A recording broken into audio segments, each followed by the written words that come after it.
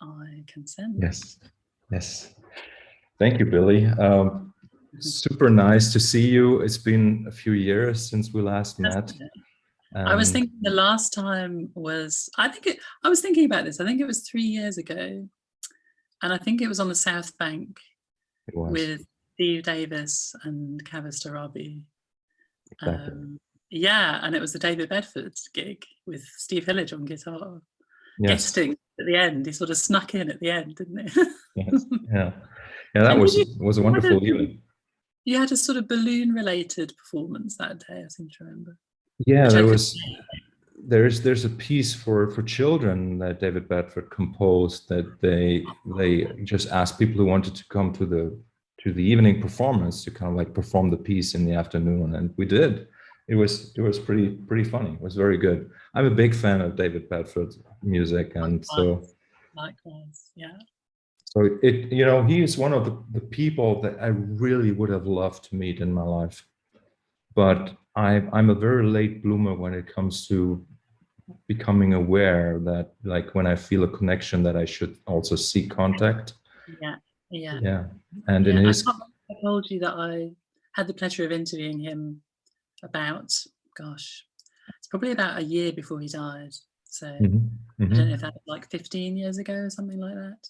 Yes. But I mean, for me, it was just incredible to be rifling through his vinyl and looking at these albums, which to me are just blessed, and for him, he hadn't even looked at for 30 years, he's like blowing the dust off them.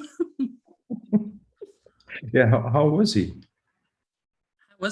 He was a real inspiration to speak with, actually. It was so my friend Neil Saunders, he was sort of my connection to meeting a lot of Canterbury related musicians.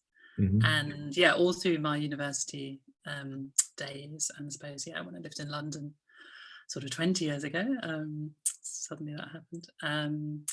Yeah, he was sort of stalking these various members of the scene, and he's been very slowly writing a book about the scene, very, very slowly. But he's got an absolute wealth of things. And so I was just the driver, but I was like, yeah, I'll definitely come and meet David Bedford, and yeah, I mean, the wealth of projects that he's worked on and the number of things we covered was huge, and I suppose a few things stick in my head. Like I remember he said that, because he did some of the arrangements for Madness. Yeah. And I remember he said, I mean, having already like read his statement about, when I played with Kevin Ayres, I got very good at playing in E. When he's like playing the piano with a brick and stuff and all of that. But yeah, then with Madness, he said he loved working with them because they didn't know what they were doing. And that was a wonderful thing, like having studied at Royal College or whatever it was. He reveled in that, and yeah, like, such a visionary. And I think to him that was inspiring. Yeah, I think I know that it was one of his ideas to bring together like amateurs and like people who maybe even never had performed music in their lives with professionals. And there's this piece, 12 Hours of Sunset, right, of his that is absolutely incredible. And apparently that is like a combination of amateurs and professionals. Absolutely fantastic. Yeah.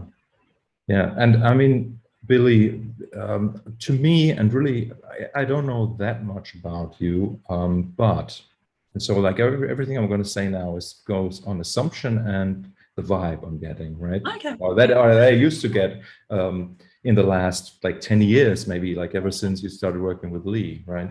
Yeah. So you seem to be like to me totally a natural when it comes to music.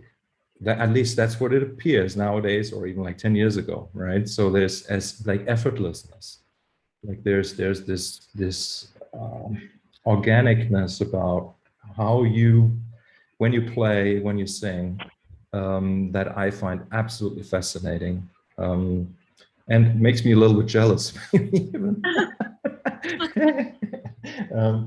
Because for me, it's been so much hard work. So, but then, you know, I just read some of your bio on your website, and so I'd be interested to learn, just like in a more or less traditional way, like how things started for you as a child with music, and if music was in your life like from the early days, or if that was something that just appeared later. I mean, I can't say that it hasn't, you know, there hasn't been a lot of hard work involved. But yeah, I mean, yeah, I mean, there is a kind of I don't know, natural is a word that's bandied about, but I think what it was that I always, and I've been through the mill of like working out, you know, that music isn't just like, it isn't just my identity. It is, you know, it is kind of my, you know, it's how my soul is able to speak, you know, like with the world. And yeah, I suppose like in many ways it was an obsession from, I don't know, the age of 6 maybe, something like that. And yeah, I mean, what I've noticed over the years is that I've never been regarded as like a piano player or a bass player or a guitarist or a singer. Like some people think that I'm one of those things, but other people in other scenes know me as, you know, as a different kind of instrumentalist, and that's good, because that's kind of how I think of myself as well, is kind of, you know, wearing different hats, or there aren't even hats, or it's one big hat, or it's a multifaceted hat. And so like one of my earliest musical memories, like from, I suppose, like the act of actually creating music, was a tiny little kind of broken xylophone. And it was, I suppose, yeah, there's something in my family. There's something in my family about sort of wordplay and sort of sing-song kind of way of speaking. And like, it's always a very interesting area to look at, because, you know, every family has its own idiolect, you know, and we never really get to know what that's like for each other. But, you know, I suppose I can only speak for my own family and say, like, it is very musical, the way that we speak with each other. Like, I was encouraged traditionally, you know, to play instruments, and, you know, my parents were very, very excited about, you know, having a child that was, you know, so into music.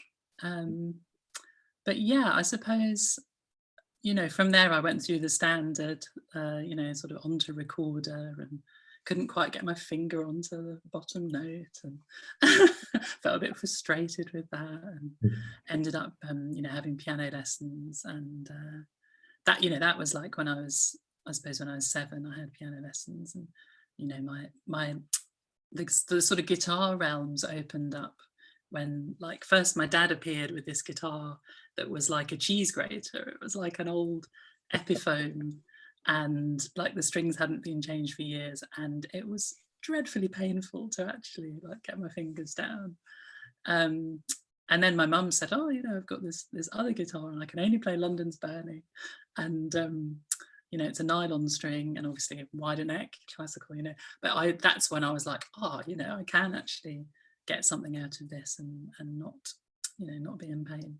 And I think what I really reveled in was the fact that I was given the formal piano training, but with guitar it was completely like left to me to do what I wanted to do. So that was where I was able to really express myself at first anyway. And so, you know, like when I was 10 or something, my father took me to the folk club, and I was brought up north of England, northeast, and there's a strong folk tradition there. And so that was a wonderful world to enter into, because every single week I'd be going there and, you know, playing a song that I'd just written, or, you know, playing something that I loved, because when I was 10 I was obsessed with Val Doonican. And And yeah, and I suppose that kind of opened me up to the kind of folk realm. But I always loved the fact that I played the piano as well, because then I suppose once I was playing both of those instruments, I was kind of playing them off each other in a way, you know. So Hmm. trying to play things on guitar that I could play on the piano and vice versa. And also like the main observation sort of, I suppose, you know, like up here was that you know, in classical piano, at least in the 80s, you weren't taught harmony. Hmm. So Yeah. it was like that was the thing that I had to really kind of work at and bring to the piano. You know, So from the that came guitar. okay. So that came later when you were playing chords on the guitar and you had some idea that there were labels for Exactly. combinations of notes, right? Yeah. Okay. Yeah. Yeah. Hmm.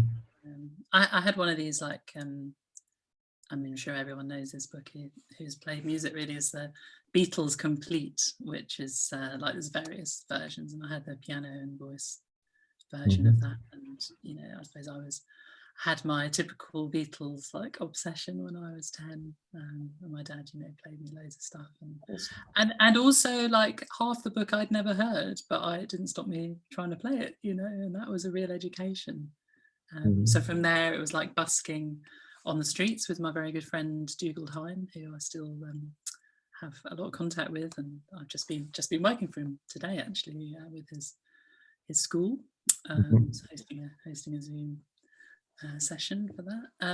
And yeah, so he was a prefect, and I was 11. I just arrived at secondary school, and he he was like a sort of, I don't know, he was like a sort of not just a musical kind of influence on me, but ideas and everything as well. And he handed me this mandolin and he said, "No, I'm playing the guitar. There's the mandolin," you know.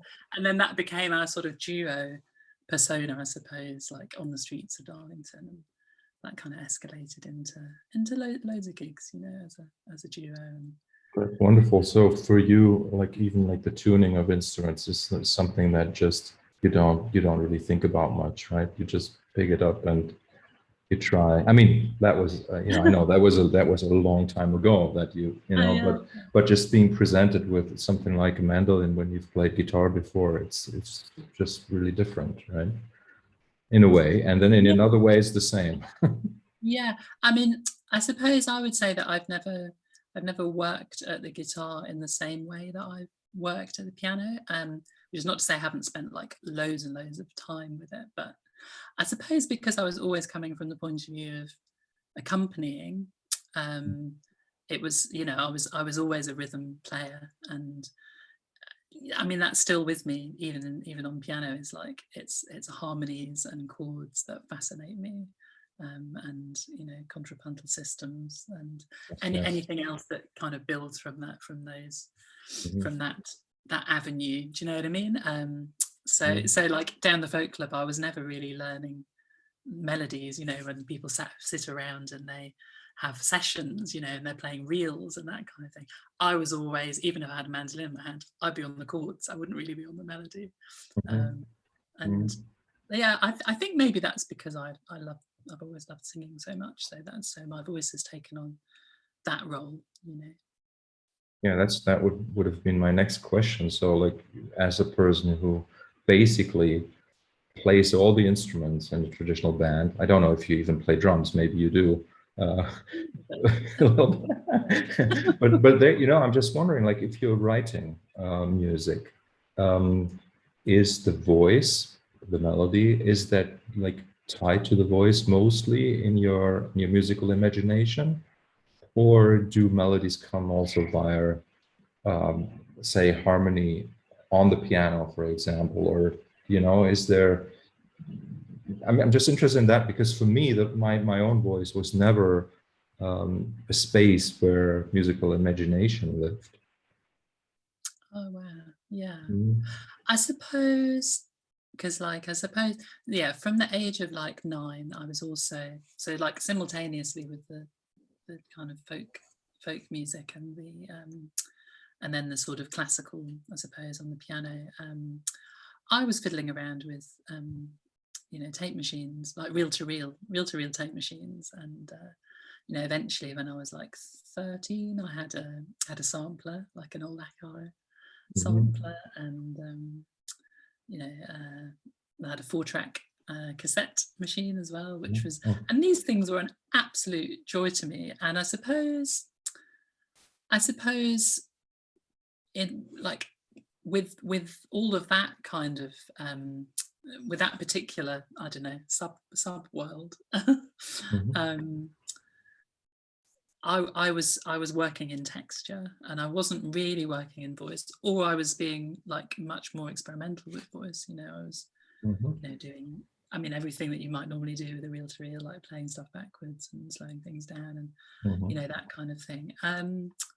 And so I think if I was to like talk about like sort of compositional imagination, I think, is that the phrase you use? Composition. Why not? Why not? Like, why not? I think I'd say that it's actually like a push and pull in a way. And there's something very useful about like having a voice to hand. If I'm examining some particular chords or some particular relationships, then it's sort of second nature to me to try and sing something on top. But there's no reason why that would be a vocal line, but so yeah, I suppose you're onto something in that. If I had a violin part in mind, then I'd be writing that with my voice essentially. Except that like the more that you go down that road, the less you need to actually sing. And I always say that once I went to university and I was studying music, I spent a lot more time like thinking about music and like audiating it, like rather than actually playing it. So like in a sense, there was a good kind of like first half of my 20s where it's sort of like I spent my teens and before my teens, but like up to when I was 20 playing a lot. And then like once I reached university, it was kind of a lot more about architecture and like I had this band with Martin Waltier and Martin Hoy, who I met at university, a few other players, and we went from like the folk thing for me in my teens, it turned into playing in an indie band, and we were doing the classic sort of 4-piece 2-guitar rock thing, for 3 or 4 years, too many gigs a week, wasn't getting my schoolwork done and all the rest of it. But then when I got to university, it was like, okay, I'm not so into the gigs. Like I want to break some ground here, because part of the reason that I went to university and left that band was because I was into Stravinsky. I had a little picture of Stravinsky on my guitar, and the rest of the band are like, what are you doing? Like it's just... that's wonderful. So at that point you were very much into for lack of a better word, into composition, into you said contrapuntal thinking is something that was like very important to you even at a younger age when you were playing, and so going to university, just like looking back, was I guess it must have been an important time, like using more of, like you say, audiation and stuff to kind of like get a sense. And like I don't know what it's like for you, but for me it was always, music is always like a combination of things that I know and things that I don't know. So I'm always asking myself the question, what if? And sometimes I have a solution for what that may sound like in my head. I have an imagination for what that could be like, but most of the time I don't. And really those are the moments where I get excited to explore. Yes. Yeah, because I mean, as soon as you kind of go, oh, I know how to get that sound, here I'm going to do it. Yeah. Sort of, it turns into like you may as well be a show band writer or something, like yeah, because it's too kind of rule based in a way. No, I mean, especially at university, like some of the things that really, I mean, you know, this is going to sound totally conceited, but I'm going to say what somebody said to me, which is being in that band at university, that was more of an education to them than being at university. Like, to be fair, it wasn't a great university. But, you know, like, I suppose we between us, we developed this kind of like freedom and kind of just craving, really, like thirst for trying out new things. And like one of the things that really sticks in my head is the time when this guy was in the computer suite and he was trying to print out some formal music, you know. And, you know, and when I say formal, I just mean like, you know, a guitar part written on the stave, you know. And there was a problem with the printer. And I heard this like terrible noise, and I looked around and I looked down at the printer and I was like, wow, that's magnificent. And it had made something completely not what he wanted, you know. And he was like, oh God, and he put it in the bin. I went straight to the bin because I thought, this is amazing. And I still got it somewhere. It looked like a mountain of like this, and this was like, you know, I don't know if it was a dot matrix printer, but it was like very pixelated, and it had a sort of fuzzy kind of detail to it, and it was a sequence of mountains, and I was like, I've got to do something with this, you know. And then that night I spent like the entire night, I stayed up all night and I split the thing into like a 23 note matrix. And first of all, a melody came from that, and it was like, you know, just given to me by what was there. There were a few I suppose lengths of notes like suggested by, like, you know, the distance between things. It was mainly in quavers. And then, you know, it was the process of like finding chords that worked underneath that.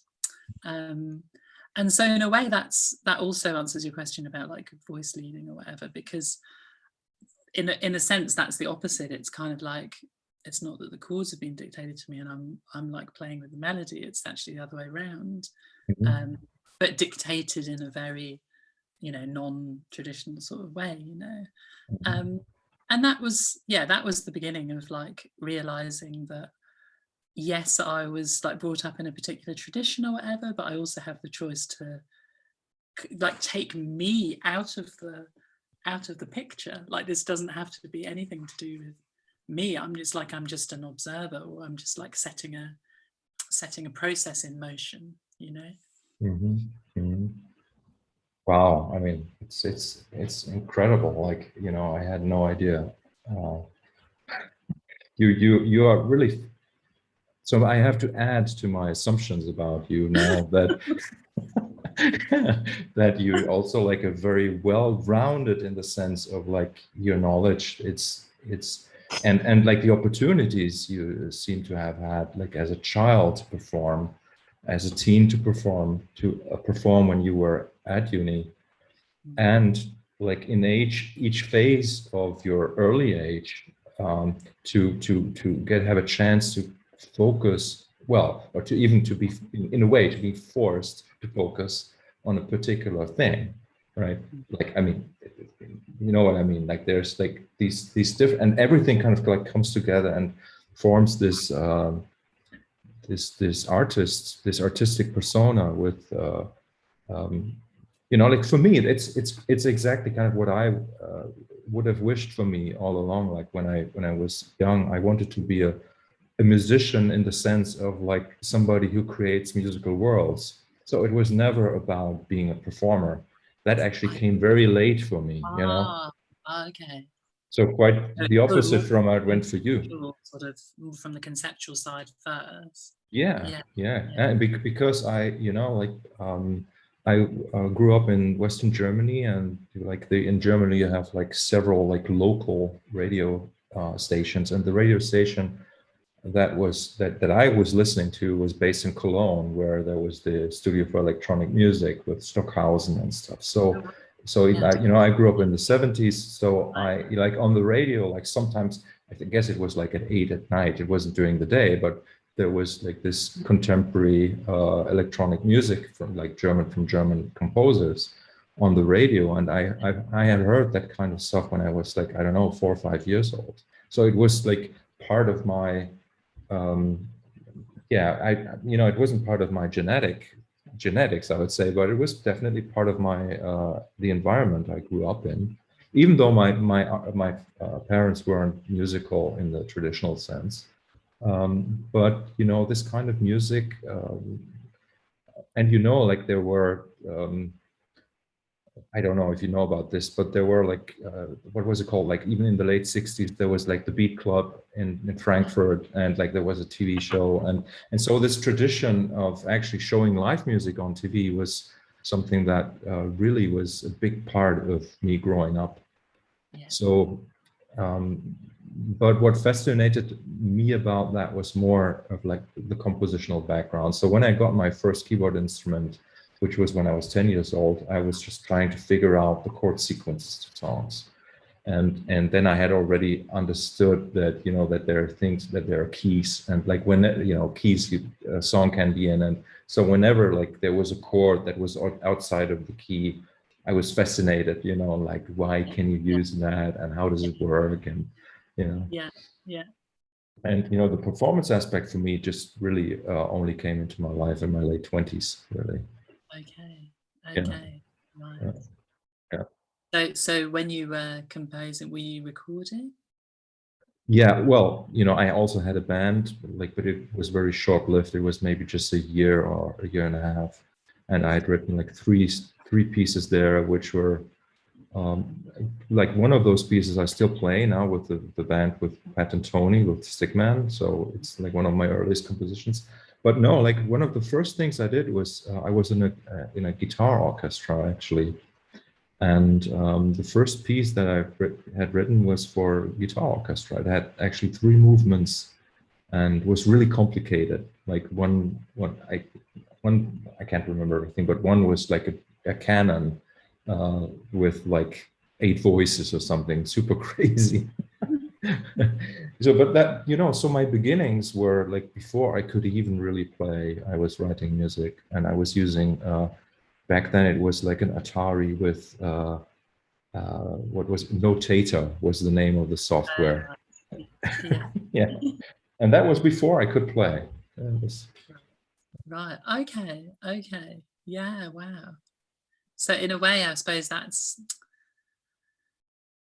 yeah. I mean, I would sort of compare that to when I was playing around with reel-to-reels, Yeah.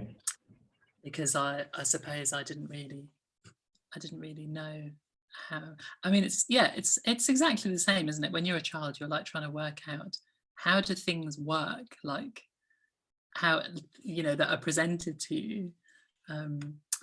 What that already exists can I try and get my head around, and that's, I suppose, that's kind of like the first stage, isn't it? And what I love about that time in a way was this was that feeling of no boundaries whatsoever. Everything was an experiment. And like I remember when I was 17, 18 at sixth form college, being told by my A-level teacher, you need to learn the rules before you break them. And I was like, no. I want to be completely clueless. I don't want to know the rules. Yeah. And begrudgingly, I did, harmony, like harmony and counterpoint, sort of classical method and all of that stuff. And I can't say it did nothing for me, but it's, I suppose, it's the same as that Charlie Parker kind of learn the rules, that learn the scales and then forget them kind of thing.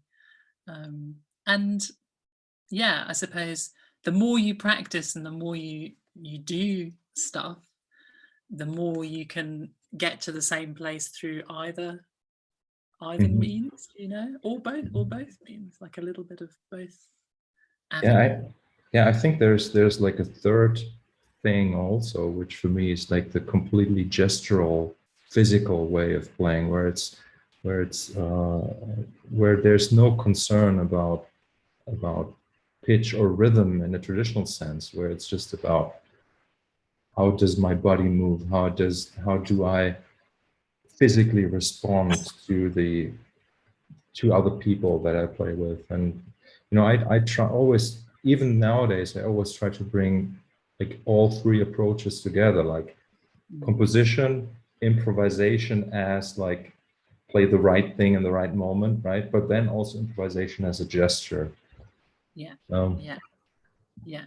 I mean, I suppose that's, to me, that's a very important thing, is that when I play, and especially when I'm in a situation where I'm a soloist, I feel like an actor. Like I feel like it's coincidental that I happen to have an instrument in my hand, you know.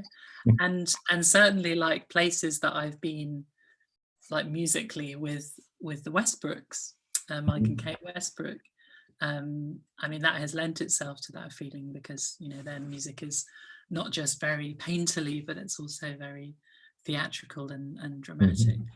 And those moments, I mean, I've also realized that I've tuned into that a lot when I've taught music. I think especially piano, probably because I, you know, myself had piano lessons.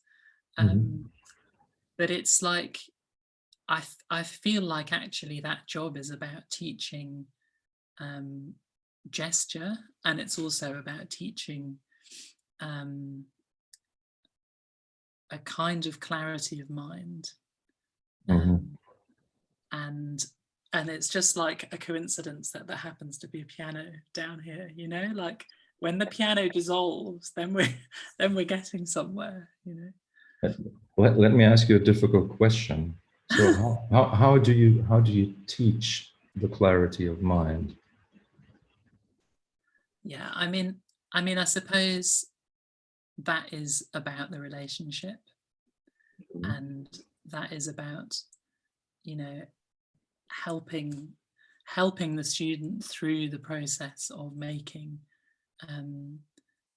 well, first of all, of the concept of there being like a right and a wrong, and then like standing on the line, like on the edge of that, and going, well, is it?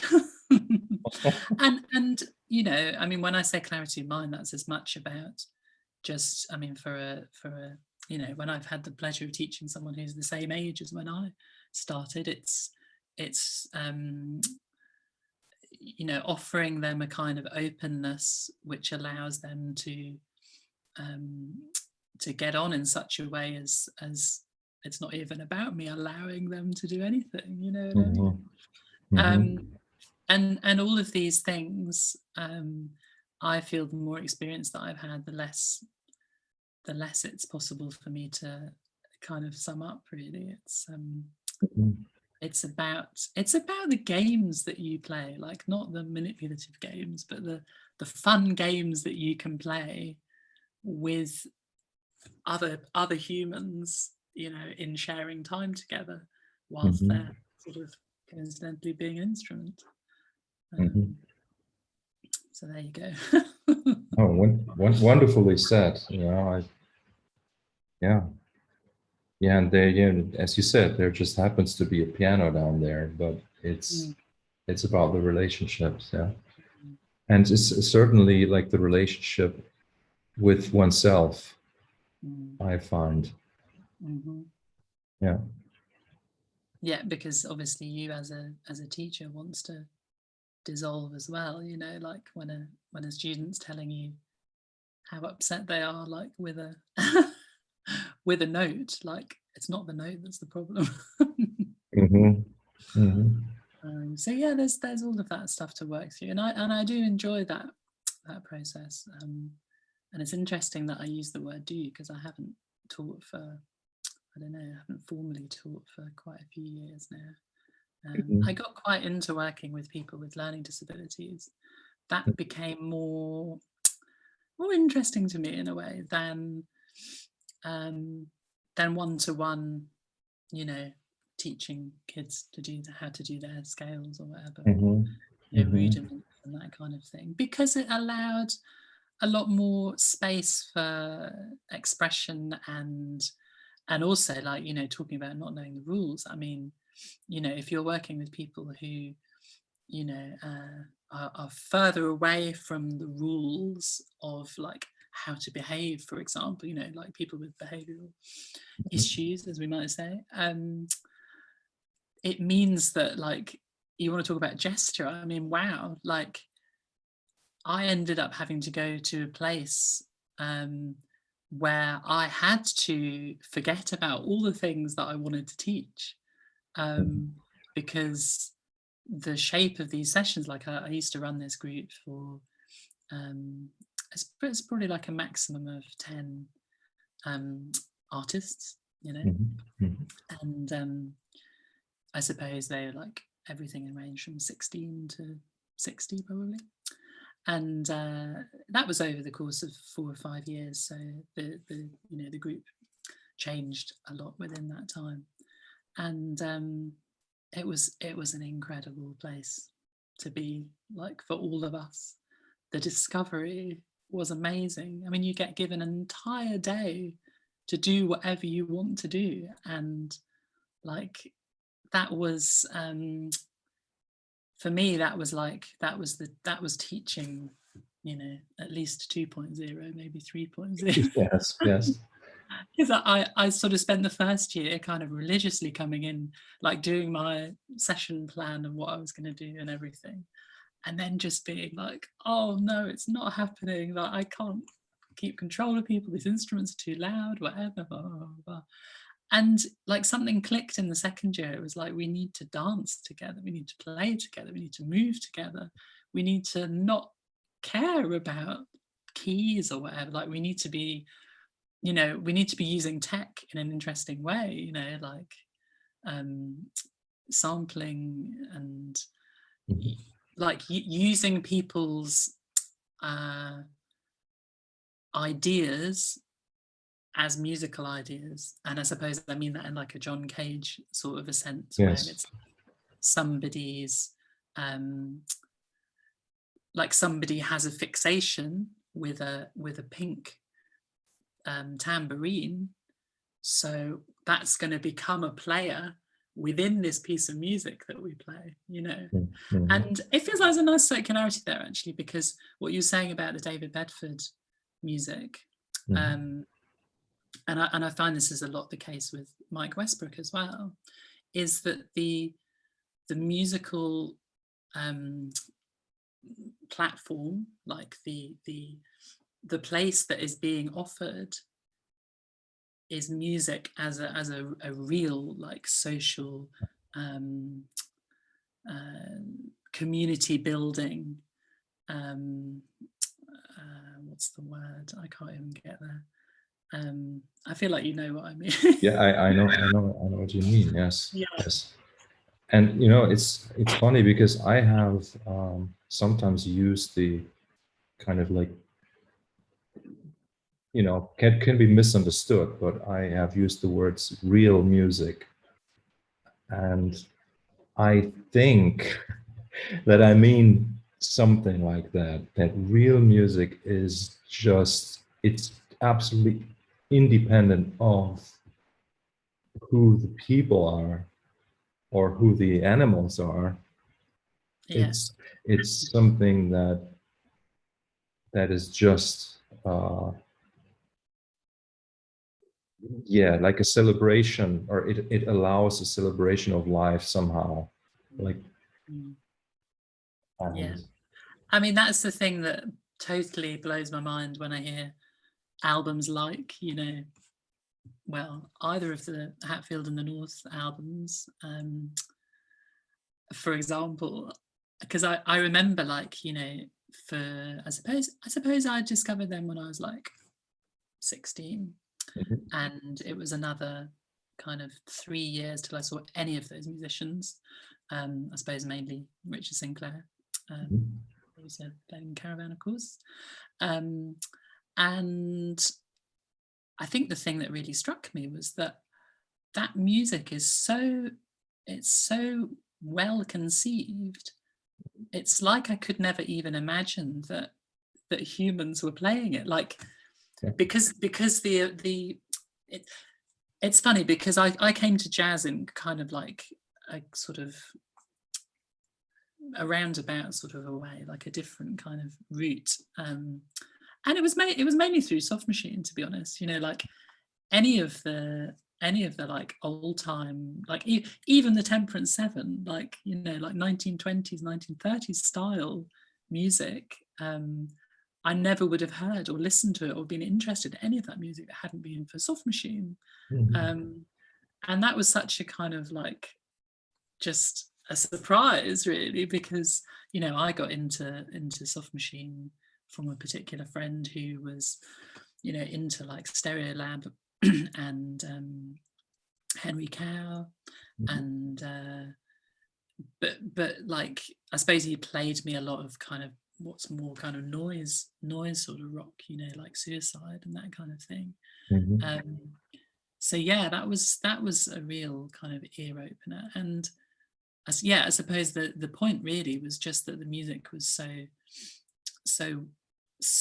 effortless, you know, and also the interactions, and that's the thing. When I heard Hatfield, I was so used to understanding music as something that you decided and you plotted, that when I heard that Hatfield album, and also like the first Henry Cow album, I couldn't believe that was actually, you know, response. Like, a lot of what happens on those records is all about response, and the response is telepathic. Yes. Yeah, it's somehow in recent years, well, I haven't been so connected to many musical scenes, but it feels to me that with the rise of the internet and educational videos on YouTube, that sort of like this absolute magic and these mad skills, let's say, that people had in the 70s, and musicians, but I think it must also have been like that particular phase in history where this kind of exploration, this combination of, like you say, like the cage, you know, the cage direction of let's just call it freedom, okay, with the rock instruments and the background. I don't know, like the working class background of I don't know so much about that with the British bands, but in like in Germany, like everything that's being called krautrock now, like most of those people were actually like from a working class background, and that's sort of and like, so which equals uneducated, right? And so that's why we were getting like a certain kind of expression, like it was uneducated, like say in terms of what you could learn at school, but then also uneducated in terms of like those people maybe never really had heard jazz, or, you know, just a very small slice of what was around. And that's why there's like this really particular vibe to that music. It's and so how was this, like, because like I actually never asked myself that question. So with Hatfield, for example, and you say most of that was response, right? Well, in how far did they know what they were doing, if this question makes any sense even? Yeah. Well, okay. I mean, I suppose there's two things that come to mind. I mean, when I talk about response, like, definitely none of Hatfield's original music was only response. Like, there's a lot of architecture there, a hell of a lot. Yes. I remember at university sitting and trying to play along with that first album and getting very, very upset. Because I didn't know like those chord species and obviously like time signatures and all of that stuff. I mean, I suppose what I've kind of, you know, later come to realize is that most of that kind of neoclassical side in their music is from Dave Stewart. And that I suppose, like, on the other extreme, you've got Richard Sinclair, who is like very much more a kind of a freedom sort of guy. And Phil was somewhere in the middle of that, really, because I mean, he's written some very incredibly complex music, but it also, you know, especially his later project, In Cahoots, that's much more kind of jazz, in the sense of the architecture of it. You know, usually each tune is a tune. It's like a tune and solos and a tune. He definitely strays like from that, but it's, I suppose I just say it's closer to that than Hatfield was. I mean, like I think Henry Cow is another. I think I'm trying to think. Yeah, I would have probably heard Henry Cow before Hatfield, and yeah, like that first album, Legend or Legend, that is extraordinarily well delivered, and the interplay is, it's not, do you know, I didn't really understand that particular way of organizing music and musicians until I worked with Mike. The like cultivation of a shared sort of freedom there, which is very, very different. And so, yeah, I mean, obviously there were some, you know, it's always, I've always kind of like, it's felt like a delicacy to like see some of those Henry Cow scores particularly. But there's also some insane amounts of just in the moment kind of playing, you know, and conversing, you know, musical conversing. I feel like I've slightly lost the thread of what you. No. It's all good. You know, just so you have such deep love for music.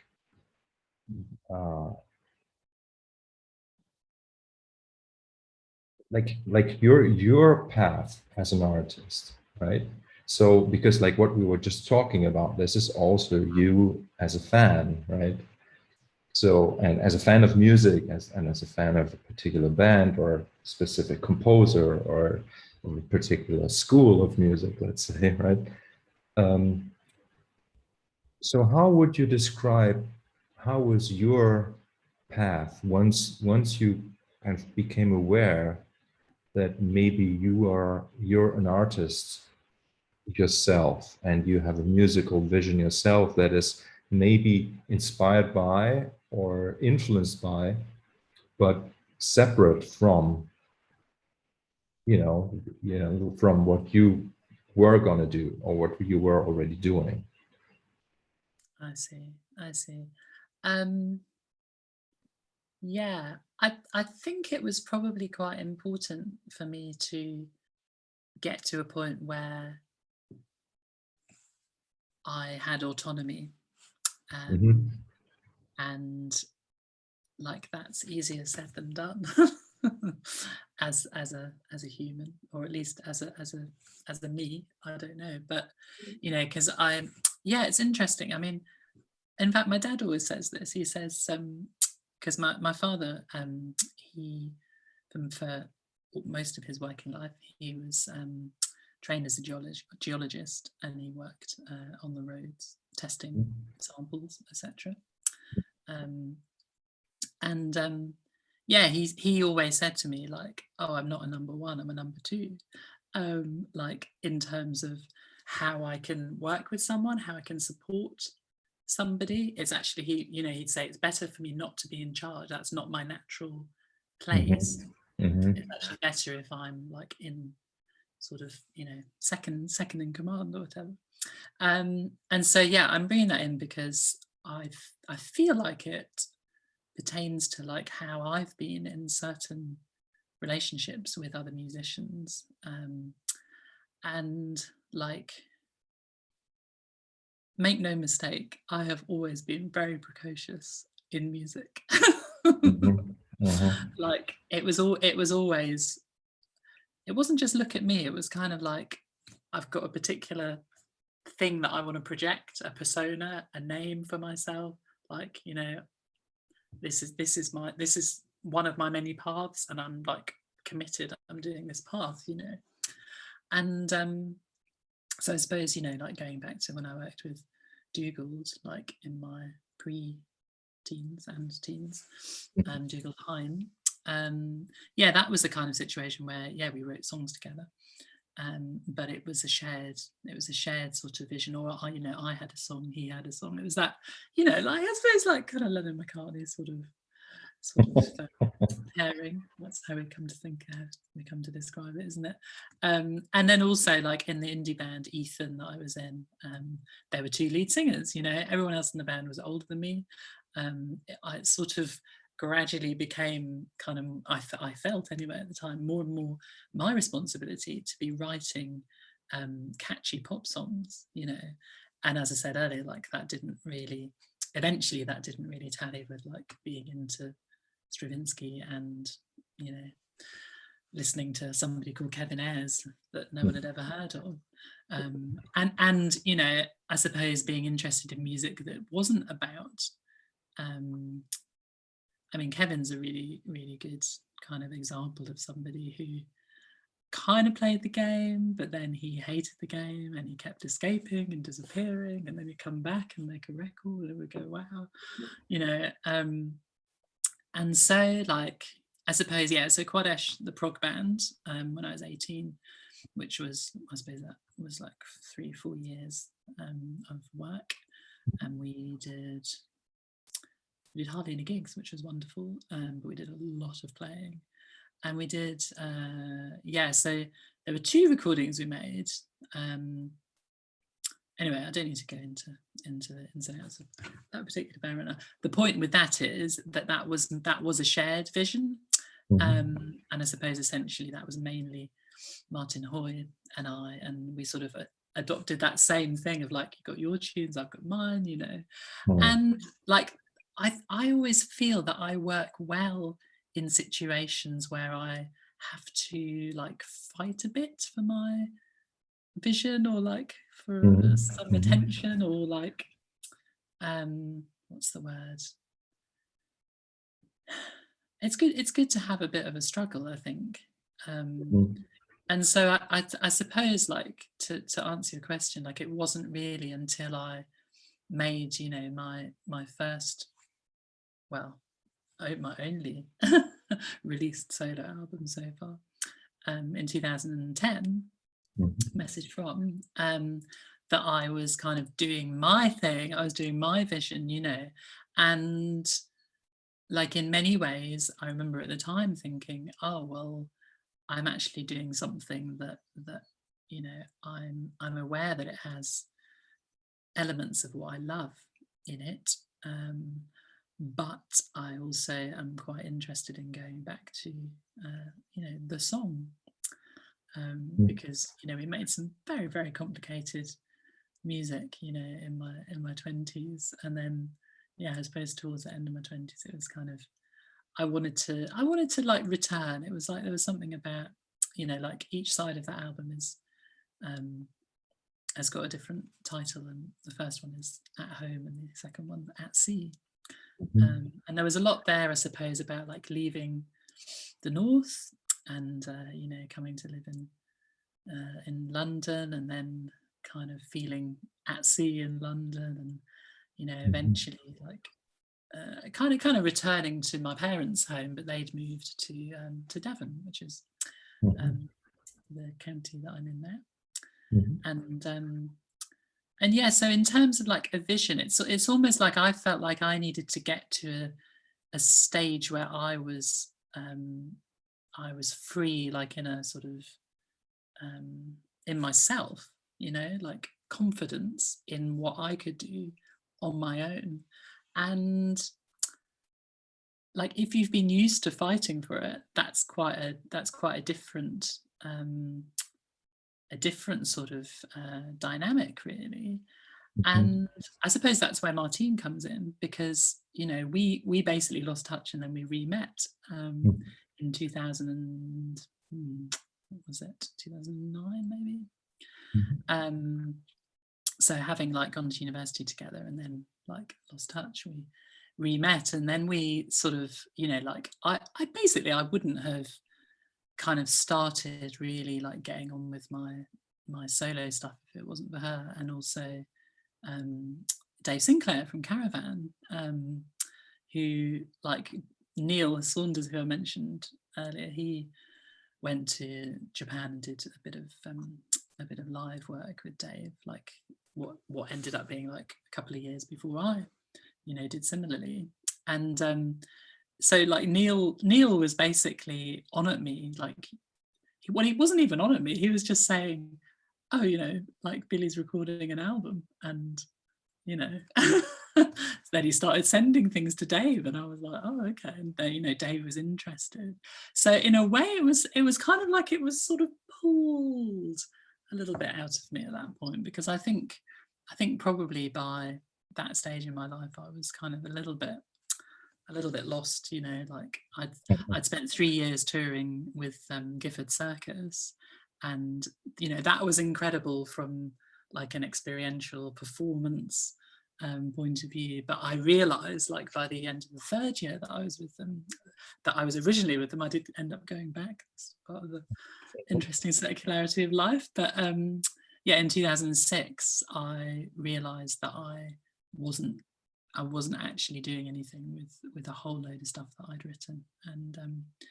And yeah, I do feel like I've spent quite a lot of I did spend quite a lot of my 20s kind of like with this kind of sense of like I've got something to give, but I'm not ready yet, you know. So yeah, I feel like that has been firmly addressed in my my third decade. Is that right? Hang on. Yeah, in my third. Yeah, it's wonderful, and well, wonderful, but fascinating to hear like how our psychological condition kind of plays into how we can express ourselves as artists, and where, like, you know, for me, I was sort of, like, as I said, like more conceptual. So like there was something that I had sort of realized early on. I mean, I was maybe 20, 25, 20, 26 when I put out my first solo record. And what I mean by solo, it actually was a solo record, but it had my name on it. It was only my name on the record. And so that was, so if you would ask me, Marcus, when did your career start? It was that moment where I put my name on the product. Yes. Right. Yeah. Yeah. And you know, like the funny thing is, I wasn't even like particularly sure or confident about what I was doing, but for me it was this moment. Okay, so here, this is the starting point. And actually, like, my first album is called Taster because it was meant as a taster for what's supposed to come. So, like, you know, and yeah. Yeah, so I hear you. So, but it's wonderful that you have managed to, as you said, at least put out that one album as a solo album. But so to me, like your personality and your artistry, like the way that you kind of like glow as a person, and like you to me, you've always, you could be a superstar. Right, for me, like that was like somehow that was no question. It was super interesting, but then we also know, and I also knew, that's not the reality of it, right? So you get to, and this is like also what people who are not part of, let's just call it business here for a moment, like in the entertainment business, don't realize that a lot of what you can see, kind of like see or hear, is not really what is happening underneath the surface, right? And yeah, Yeah, I mean, how many session musicians do the general public know the name of? Very few, very, very few. You know, and how many get heard? I mean, in Mm, comparison, mm, it's, mm, it is very interesting how that works. And I suppose, like, I was left with some residue from having like chased that whole let's get a record deal thing in my teens. I was left with a mhm, bit of residue from that. But I mhm, definitely feel that by the time like I got onto making Unrecorded Beam, that I was more kind of just like doing what I wanted to do. mhm. Which is that's the dream, isn't it? To be able to do what you want to do. Yeah. And I suppose essentially, like, despite the fact that Message From is a solo album, I was also determined to get as many people on there as possible. Like, it's got loads of guests. I mean, Dave Sinclair's on the album, Mhm, Jimmy Hastings from Caravan, but also, you know, all sorts of friends from down the ages. Yeah, it's quite a big list. And yeah, there's definitely a theme, you know, there that continues, like, you know, right into The Other Place. You know, the mhm, most recent album, which only released last month. And I suppose in a way, like, that became, especially through working with the Westbrooks, like, that became a real like, obsession feels like totally the wrong word. It's kind of more like a raison d'etre, is that, like, who am I to say my voice is more important than anyone else's? mhm, But more than that, it's celebrating other people's voices. And, you know, if I'm in a position where I can, like, bring some some energy to other people, you know, some focus to other people, then it kind of ticks my boxes. And I feel like probably in the last 10 minutes or something, we kind of tapped into kind of, sort of, I suppose, what became like a bit of a preoccupation, probably, like, from when because basically the band The Multiple, we started in 2001, I think, and that's because I did a dissertation on the Canterbury scene mhm. for university, and I had to get a band together to do a recital to go with my dissertation, and that was kind of a thread which continued, although there probably were like a few years where there wasn't a band with that name in any shape or form. But the idea was always that it was like, you know, quite a rotating and shifting lineup.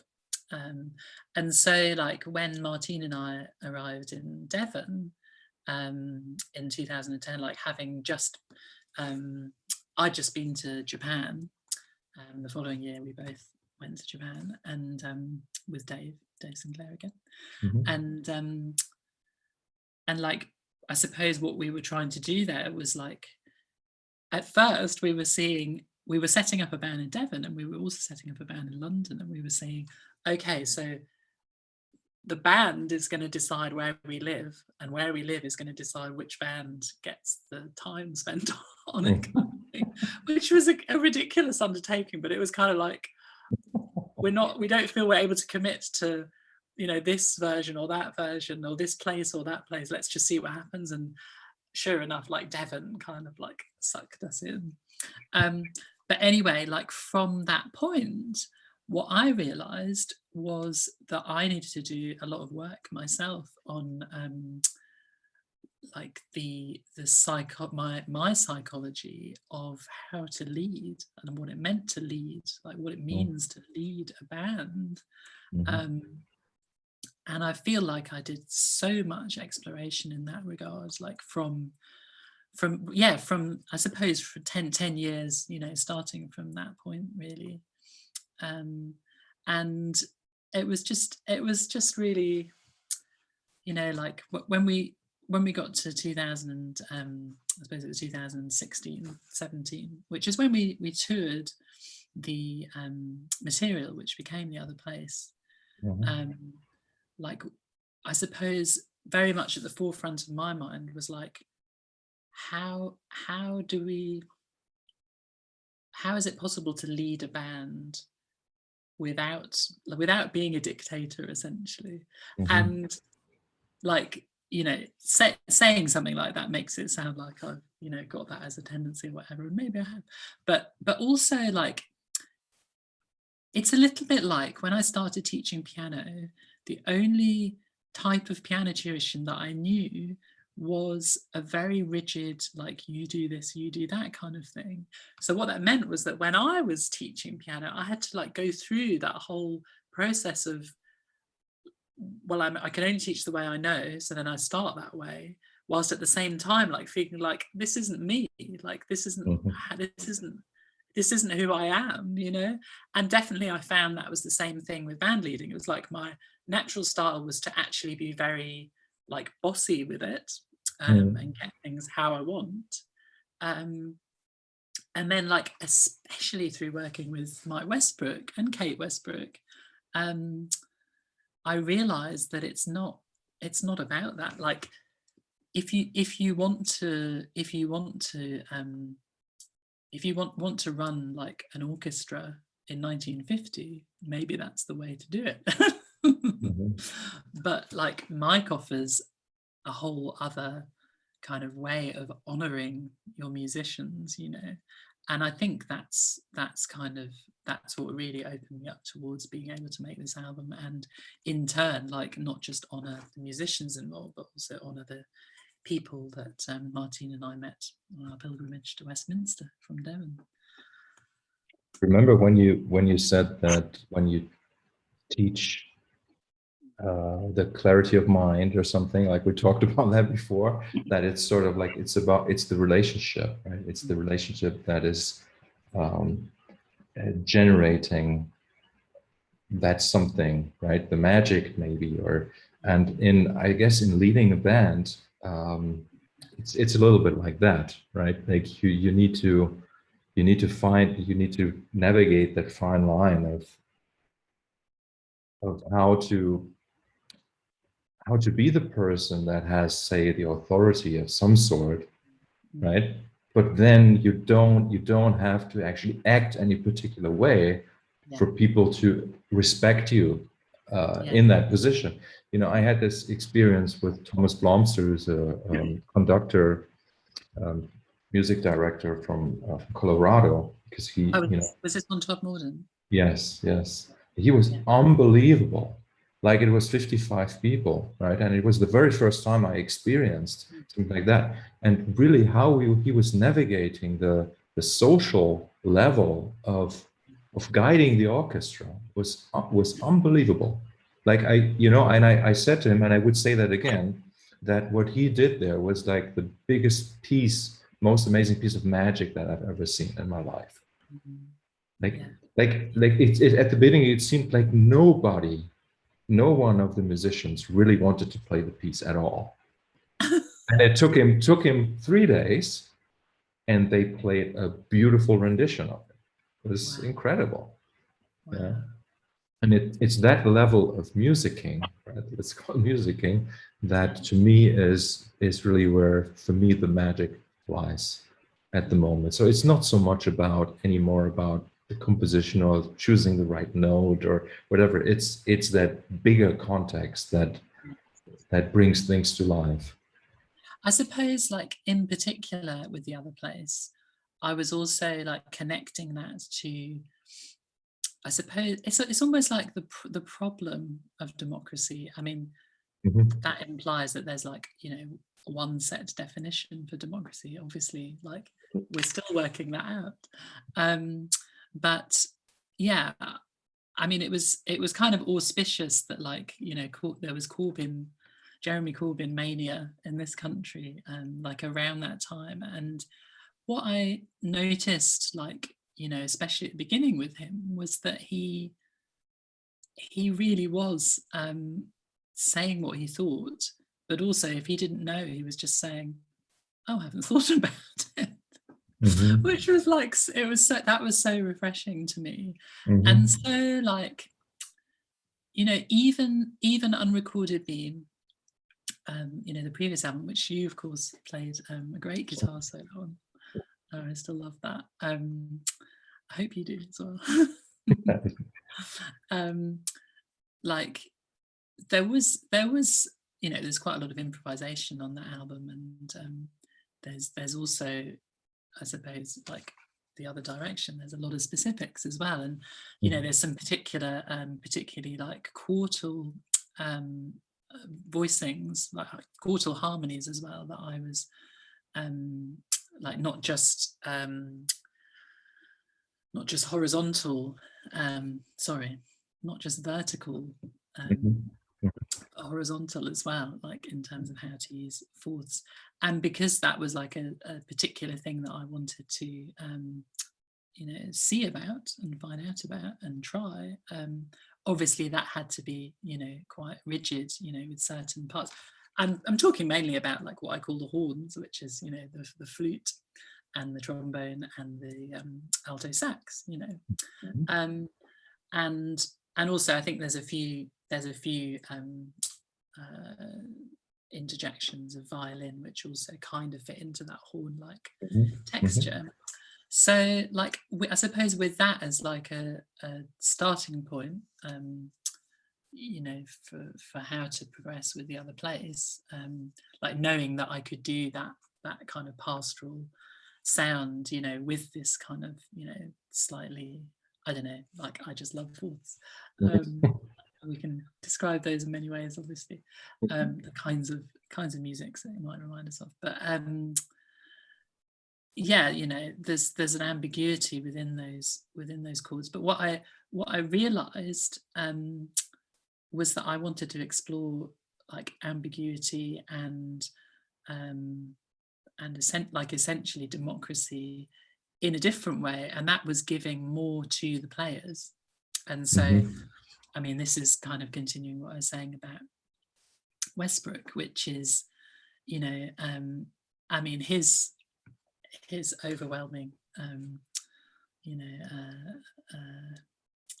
figurehead, if you like, is Duke Ellington, you know. And when you listen to like all of that early Duke stuff, like the players have been given a B flat 7 and they're playing what they want to play on that, you know.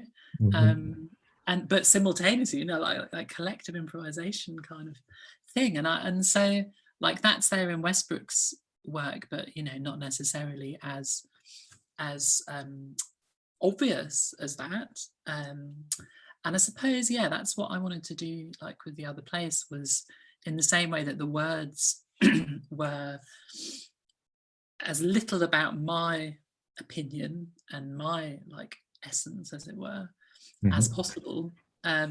You know, I suppose I was also going to similar plays, trying to go to similar plays with the actual arrangements themselves. Now, obviously, when you're making a record, you know, things need treating and setting in a particular way, you know, different to the live experience. But you know, the album wouldn't be what it is, you know, without the process that we worked through, which essentially was me again like returning to how I used to write when I had a 4-piece band, which was like, I'm not going to tell you what bass part to play, you know, like these are the chords, like find something that works with it, you know.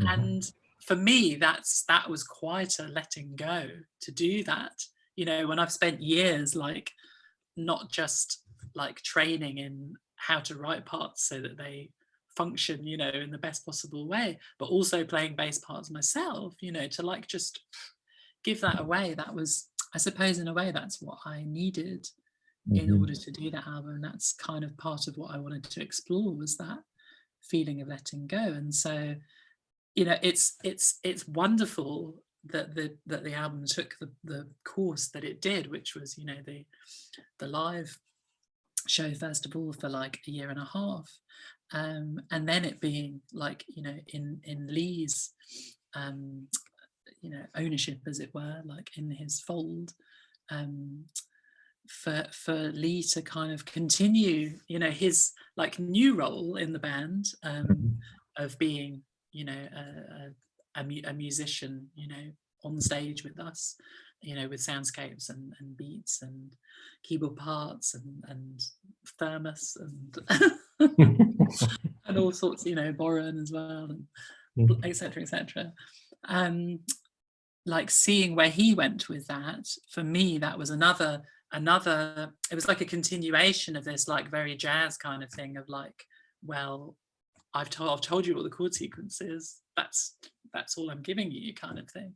And Lee loves to work like that as well. You know, when he produces other people, and you know, he's kind of quite specific about how much or how little he tells people, because he also likes to give people freedom. You know, and so yeah, it was a joy to be able to give that to Lee and see what he did with it, you know, over quite a long period of time. But like I mean, you've heard it. Yes. I've been in tears ever since. It's sort of like, in a way, it's the ideal situation if you can be the you as one can be the starting point somehow of a piece of art, but you can just, for lack of a better term, outsource parts of the process to people who you know will add to the complexity. So in a way, like, I'm being reminded of what you said about Hetfield, right? Like, you know, like this stuff, how would it be possible to play this even, right? It is because each individual kind of like maybe puts, I don't know, 95% of themselves in it. And at the end, you get something that is much bigger than the sum of its parts. And I guess band leaders who have that gift, you know, if you can do that, you get that's the best. Those are the best bands, like, yeah. Right.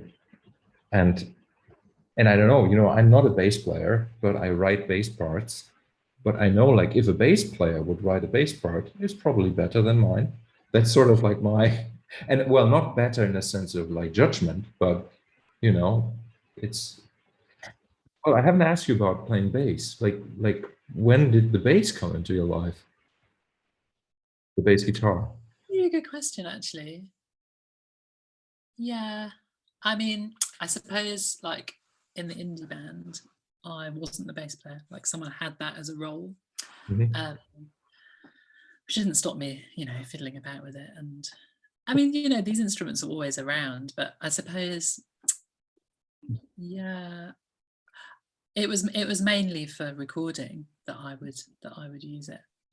So the track that I almost told you about earlier, which was the second track that we properly, well, actually, I suppose the only track that was properly released with Quadesh, was a track called Ilmarinen's Fruitless Wooing, which was on this amazing 3 CD album put together by Colossus magazine and Musea Records in 2000.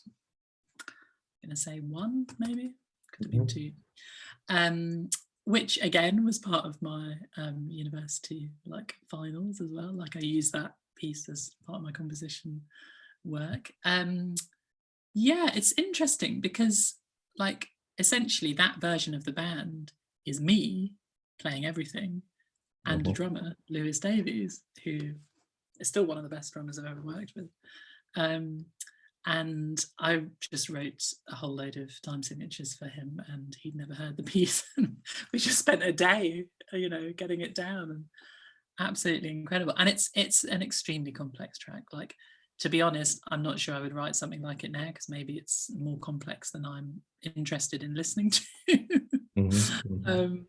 But yeah, it's like an 11.5 minutes. You know, we were given this brief of like, you know, it's got to have original 70s authentic sounds and Fender Rhodes and all of that. Hired a proper Fender Rhodes, got so inspired by it, you know. But, and thinking about it, that was like probably the first time that I'd played bass on a recording that had, you know, gone on to be listened by people. And I don't really think, I mean, back to what I was saying before about what am I? What, you know, what kind of ist am I when it comes to music instrumentally? I think it's more that I was playing a bass line that I'd written on the piano on a bass guitar, like on a guitar that was low enough that you could hear it. Like, I wasn't thinking of it like it's, I don't know. I suppose because you get used to hearing things in a certain way from things that you like, it's like, well, I know how to play bass guitar because I've heard somebody else playing a bass guitar, you know. So when it comes to like style and expression and sweeps or whatever, it's like, well, obviously if I get a chance, then I'm going to do that. But you know, it in a way it sort of reminds me of what I've heard about. I don't know how familiar you are with the kind of the other, but like various fringes of the so-called Canterbury scene, but Egg, Mont Campbell, when he played bass with them, like he was an astonishing and is an astonishing composer, and he went on to do all sorts of incredible you know, I suppose what would be called world music in the 80s and beyond. And but when he was in the band, like, I mean, the rest of the band said as well, like, he doesn't really seem to be interested in playing the bass. He's got a rubbish bass, his amp sounds terrible, but like he can manage these stupendously complex lines. He doesn't really care about his sound very much. And it's like, in a way, I feel a bit like that. It's like I never spend time getting a good bass sound. I mean, I hold my hand up and say that, like, on a recording, I might, like, if there's an MPEG or something, I might go, oh yeah, you know, and I'll know how I want it in the mix, or, you know, I'll know where we need a bit of fuzz, or I'll know where we need a bit of, you know, like chorus or whatever. But I've never been a techie obsessed kind of like I'm not so much. It's interesting, you know, like I was saying, you know, like I'm really into chords and everything, and like texture wise, I'm pretty like what's the word, you know,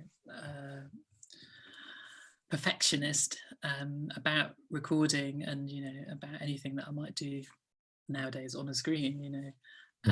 But when it comes to like live sounds, I do find that I want to, you know, like with the Westbrook band, I want to hear myself on the bass. I want my tone to be just there.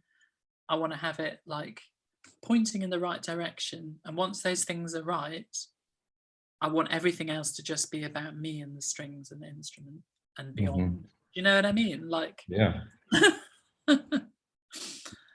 And so I haven't spent a lot of my life thinking about, to be honest, I've never had the money to be collecting instruments.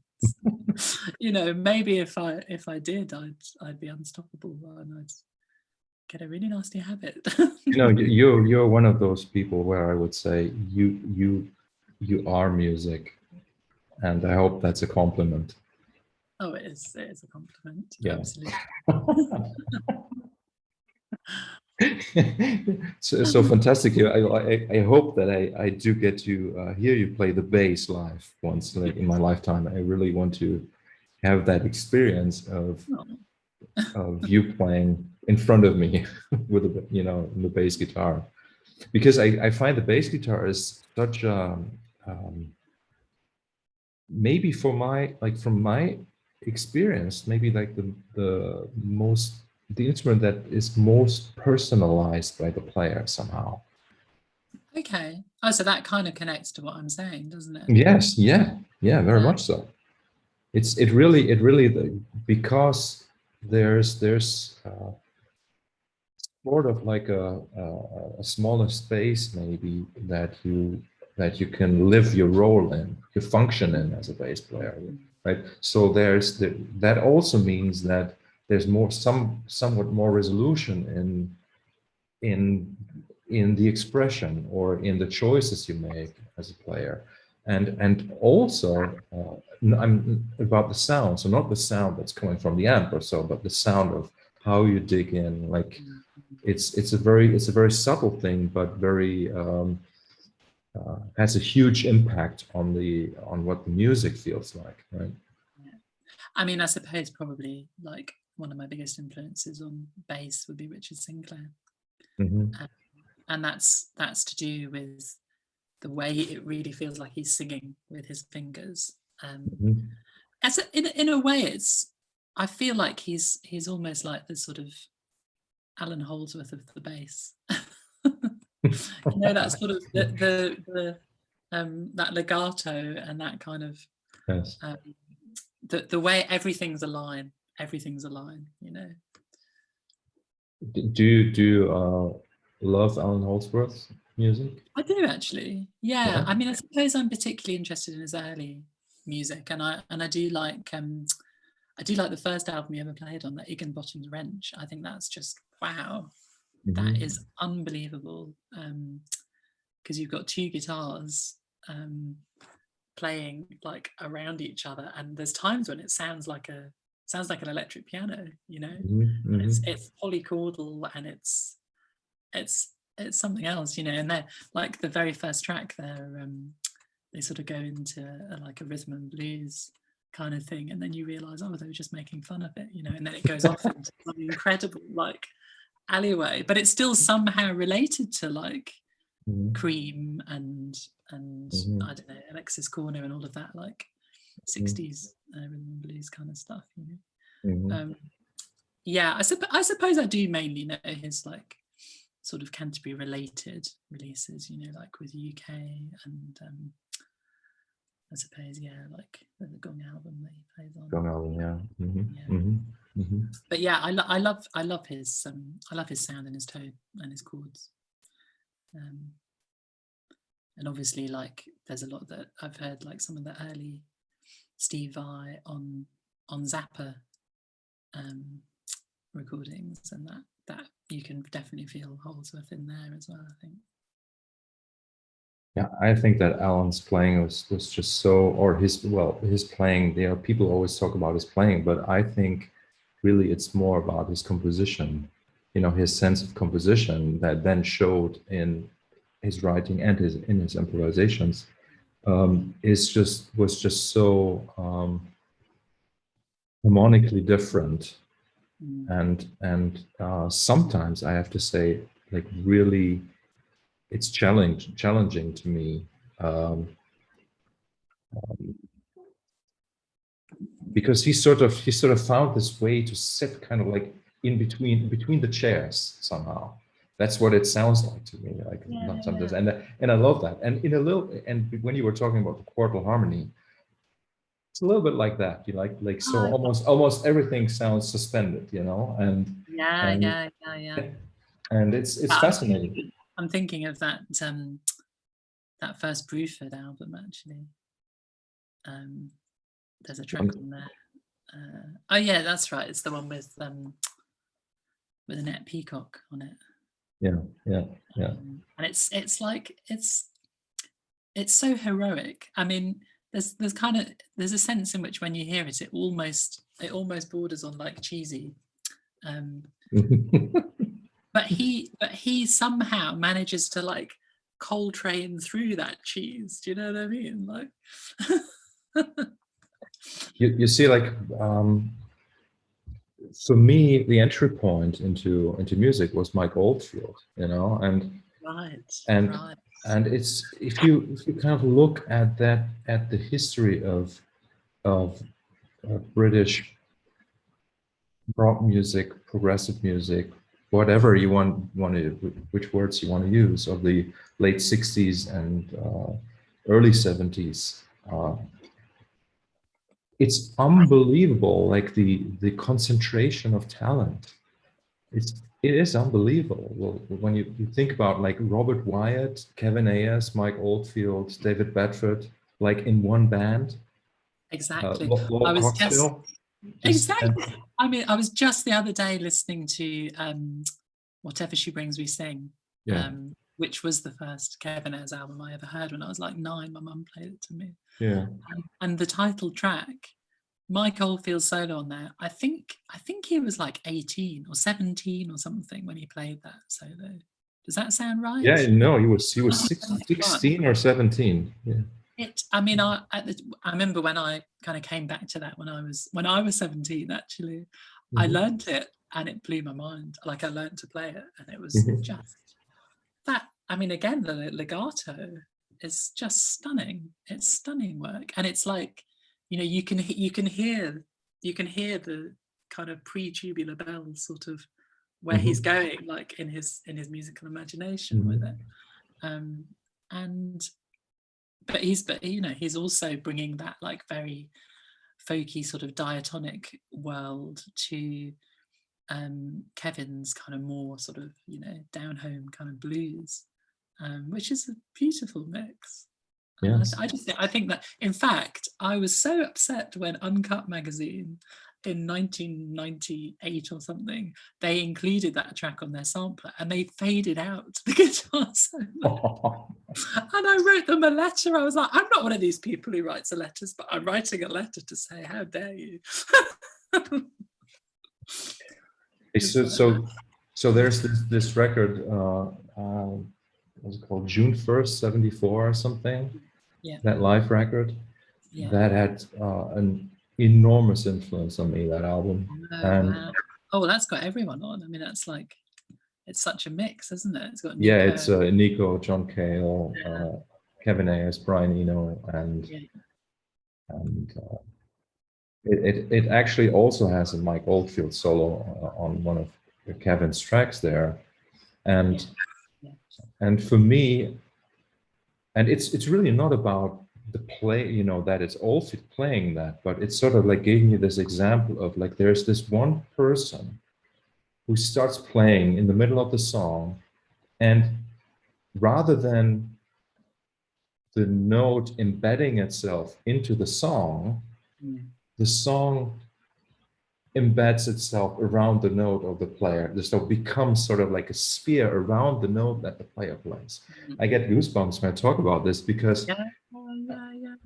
I just love that when a musician kind of like takes the lead in that sense. So you take all the responsibility and you sort of like literally in that moment you carry all the weight of the world on your shoulders somehow, and that becomes the expression. And so everything else just simply becomes sort of like subordinates Yes, yes. to Which that is moment of actually performance. perfect for Kevin's music as well, because a lot of his songs are um, they're in verse form, so the Yeah, chords repeat themselves, yeah, yeah. um, and so it's a magical pairing, really, because Kevin has such a wry way of expressing himself, lyrically, and then to have these like golden moments shining through, and I also think that Ollie Halsall and Steve Hillage and Lol Coxhill were all like perfect players for Kevin, really. Yes, yes. Having this kind of like this kind of quirky voice, really, to come in and say something quite Yeah. affecting. And so for me, maybe like the most enigmatic of those people Mm. to this day is Robert Wyatt. Um, like I never got to experience him playing the drums live. I have no idea about what people say about it, right? And then after his accident, he creates one of the most beautiful records ever, Rock Bottom, right? Which is just the most magical thing for me. I don't know. I don't know if you like his music at all. I guess you do, right? I absolutely adore it. And I adore him. I adore him. Yeah. You know, so it's, and you know, like the point really, it's that cultural heritage, that music coming from England, right? Like that Yeah. is, it's all English, right? Mm. Is there, and this is, you know, again, so is there a music nowadays? And well, obviously not talking about you here, right? Like, is there more music out there that sort of is an extension of what happened there? Like, because like I don't know anything about the English music scene at the moment, so I wouldn't be able to say, okay, there are these bands that are sort of like in that tradition, and but I don't even want to talk about tradition because um, back in the 70s or 60s there was no tradition for that music either. So Yeah. is there anything that you would say is kind of a continuation? What part of that Yeah. music is still alive? I suppose. So do you mean music that is related, that we could sort of genome map to Yeah, be yeah, yeah. similar? Yeah. Um, I suppose really, I'm not sure if there's anything that's, because all music's made within a cultural context, and I suppose, because the context has changed since then, it's kind of like when I think of people who exist in similar sound worlds, like even like Tortoise and Pavement and Mhm. like those kinds of bands, and also, I mean, I know not English necessarily, but Stereolab, Yeah, yeah. like they can't help but be kind of postmodern, Mhm. Mhm. or postmodern. Mhm. Um, and so I suppose like what I would require from somebody who like was comparable in any way was, I suppose, somebody who's able to like be as vulnerable and authentic, which are kind of, can't really be anything else but vague buzzwords. But yeah, I mean, what strikes me about Robert is that you know, he sings and speaks about what is, like what he knows, and so in that sort of tradition of like, I don't know if it's raconteur as such, it's more like, I mean, definitely like there's something more priestly in Robert, I think, especially songs like Last Will and Testament, that's Mhm. Mhm. a real kind of, well, it's a kind of zen, as a zen anthem, isn't it? I mean, people in that kind of tradition, I can only really think of like, I don't know, Ian Dury, Mhm. except, yeah, I mean, obviously asked about today, so that's not it's not very helpful. It's not very today, is it? You know, In many ways, I don't know, and in many ways, there is music from this century that I'm drawn to, but I also think that in a way I'm a special case because I've always loved music that was around from before I was born, mhm. um, and I'm sure you're similar as well. But like, I have always wondered what that's about for me, like whether it is a kind of nostalgia, or like, when I was growing up and I am the firstborn, of my siblings, and my parents had this incredible record collection, and like basically everything they had kind of led me somewhere else that was interesting. And on my mum's side it was Kevin Ayers, which led me to all the Canterbury scene, and like getting into jazz generally. And then on my dad's side, it was Steve Harley, and it was, I suppose, music that's kind of, what would the thread be from there? I suppose that did kind of take me towards folk in a way that Kevin didn't. But also, I suppose helped me to appreciate, Bowie and loads of other bands from around that time mainly. But that's the point, is like, in the 90s, I wanted to be in the 60s, I wanted to be in the 70s. So if you ask me about now, it's like, I'm a strong advocate for, being into people who are around nowadays. But having said that, there is something about that particular period, isn't there? Yeah. And I mean, there's many things that you can pin that down to, and like one just like plucked out of the air is just recording style. Like if you put two drum mics in front of Robert in 1968, like it doesn't matter that there's only two, like you'll hear him like whacking them. Whereas I think even if you heard Robert, like if he was able to play like he did then now, and it was recorded like, I don't know, pick an album, if it was recorded really well by today's standards, I don't know if it would have the same like emotional kind of resonance for me. Yes.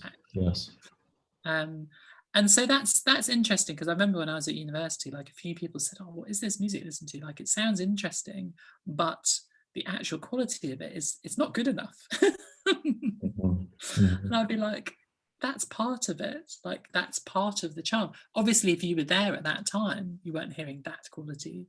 But that that doesn't matter, And I would have loved to have been at one of those shows.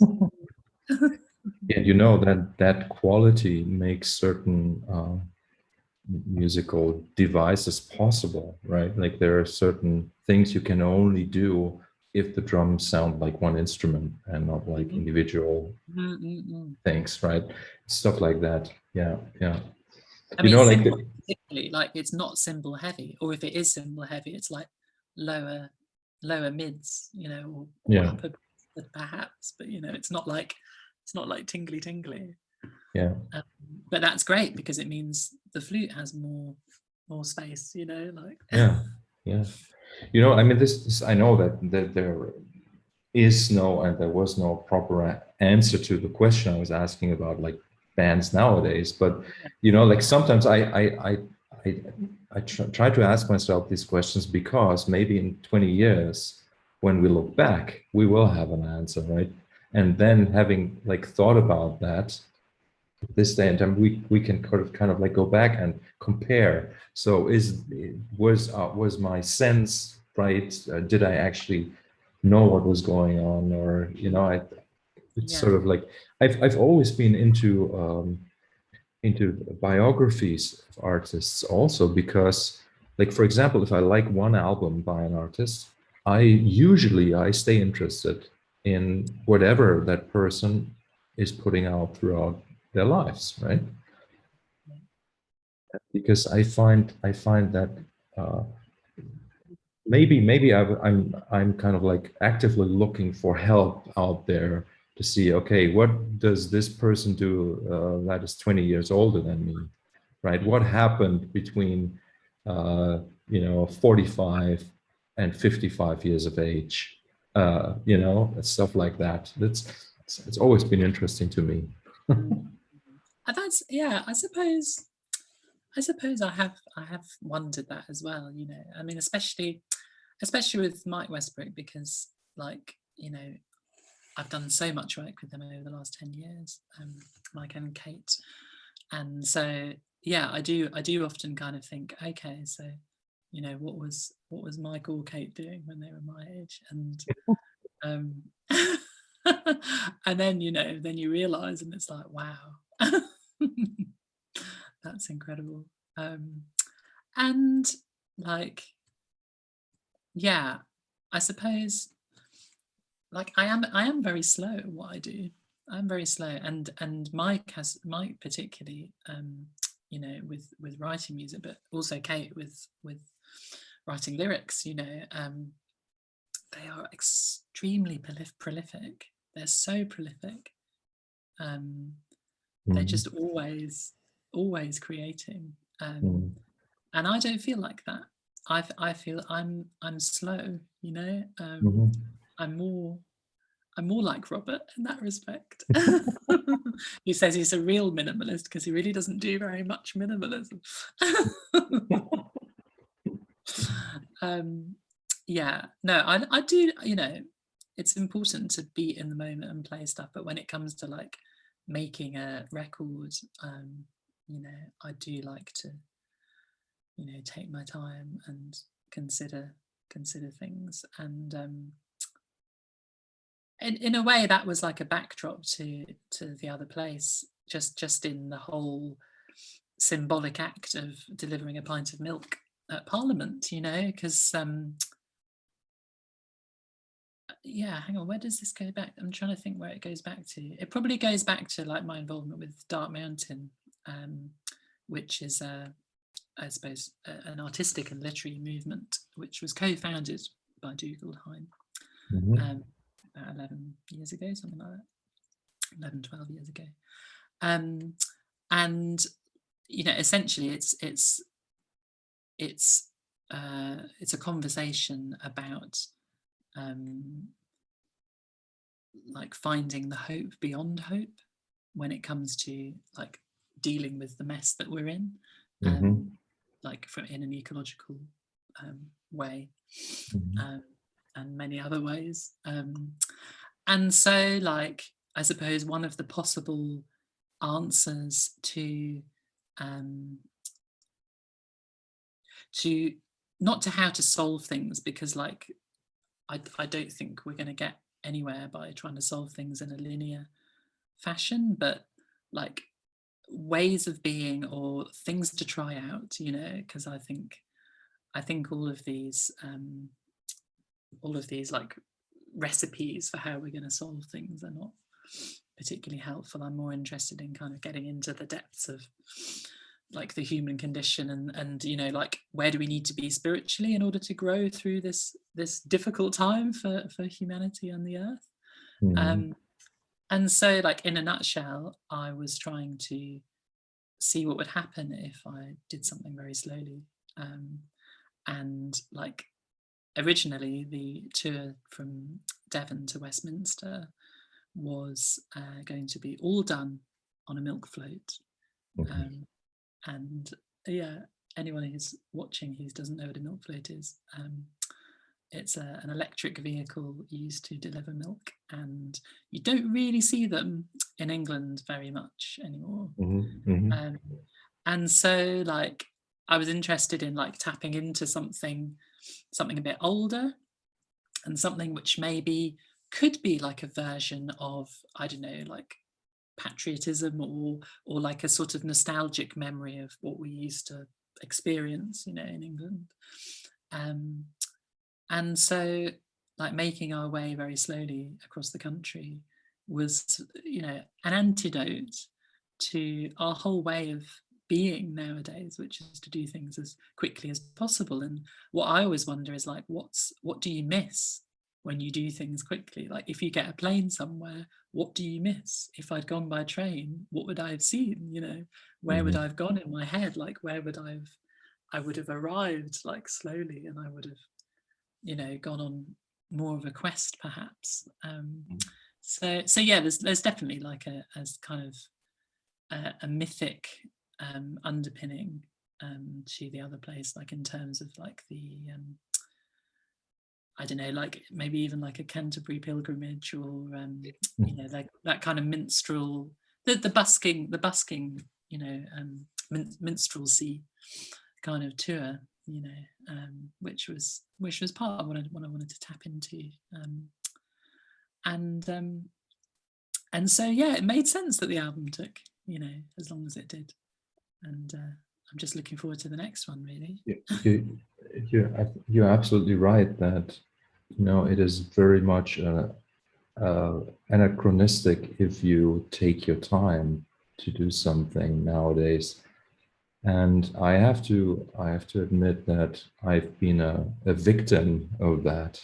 And I can't even remember when I did, you know, the time when I did anything, and I was not sort of like even like designing the process to be something that I could carry through in a specific time frame. And I kind of hate that. Like, you remind me of that. It's good. It's a good thing. Like,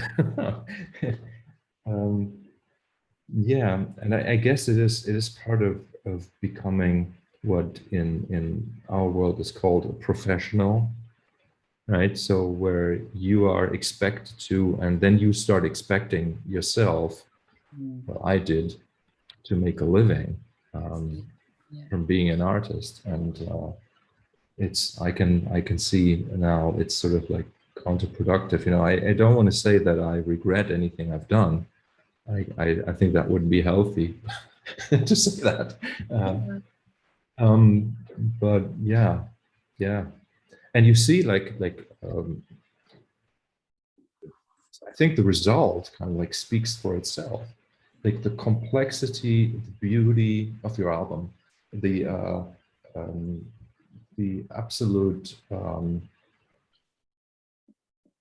and obviously like you know, Lee, you know, with his like this obsession comes back. The word obsession comes back when I think about Lee, right? And you know, it's incredible if pieces of art actually have all that energy, all that creative energy, all that tension, you can also say the tension and release kind of like built into it, that comes from a slow process. Yes. And yeah, and it's sort of really hard to do that when you're in a hurry. That's right. That's right. I mean, it doesn't mean that I don't kind of also enjoy the opposite. I mean, in the starting from the first lockdown, Viv, the flute player, Viv Goodwin Dark, and she sings and plays piano, cello as well. Like, we're living in the same house here. Viv's husband Tim, and I've been here since September, but already, like from last May, we sort of started to kind of get the wheels in motion to be recording a new track every 7 weeks, but also making videos to go with them, which were also due to be like within that time. And so yeah, we've done 5, and that was a whole different approach. It felt very freeing, actually. It felt like in a way, you know, like what I was saying about being in the indie band when I was 16 or whatever. Part of me has always wanted to get back to how immediate things were then. This felt like, you know, obviously with lockdowns and stuff, it was a good time to be able to just like do stuff and not have any distractions. And yeah, I think I heard a couple of those pieces, or saw a couple of the videos you produced with Viv, and I thought they worked really well. Like, I really do. Like, they had, as you say, they had like the immediacy, but the intricacy was there as well. So it was very, say, let's just a less shiny version in a way of what you do. yeah, if you know what I mean. You know, I don't mean that in a judgmental way. But it was really, I really enjoyed it very much. Well, it's good to explore these, you know, you know, now it's sort of, nowadays it feels less distinct, like the difference between, you know, a live performance and a recording, you know. Like it feels like there's lots of integers in between that, you know, like you could do a live stream of a gig, but you'd still be thinking about production values, hopefully, and, you know, making sure that the visuals and the sound were like top notch, you know, but equally it could be very, very raw. And like I have to say, that kind of interests me less, to do something like that raw. But yeah, probably in a sort of live in front of people, you know, like in, what do you call it, in real life gig. Yeah. Now we have to specify that, you know. We do, don't we? Well, exactly. I mean, that says it all, doesn't it? You know, I am keen to get into that world again, but I think I've also enjoyed like exploring the realms between as well. And you know, like the one that we did in when was it, March, I think, February, it was the Wolf. That was like a collaboration with not just other musicians, but also some circus performers as well. And so in a way, it's like, you know, I feel like that is continuing this thread of like wanting to collaborate with people, and kind of I feel that I'm able to fully realize my vision if other people are part of that as well. And yeah, I'm not so interested in, you know, recording an album and all the parts sound like me. And for me, it's actually the other way around. I still want to explore just recording a whole album on my own.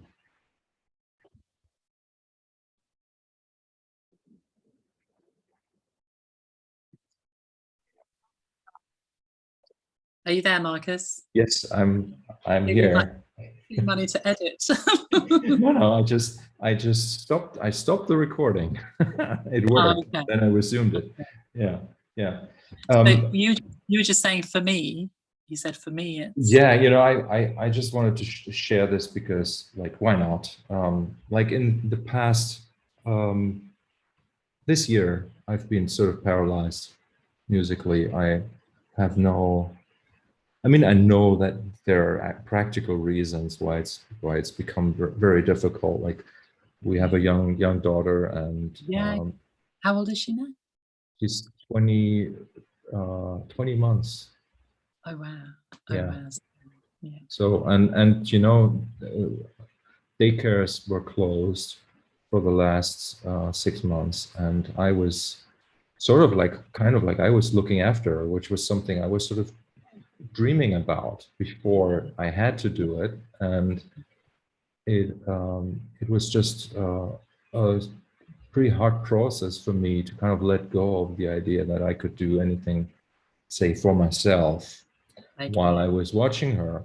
And so I learned the hard way that wasn't possible. And somehow what it has left now is sort of like some uncertainty about how I will find my way back into my work, let's say.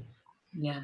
So, and that's why, like, the musical ideas that I have at the moment are on this conceptual level. And this is where I was thinking, like, quite opposite to what you were saying.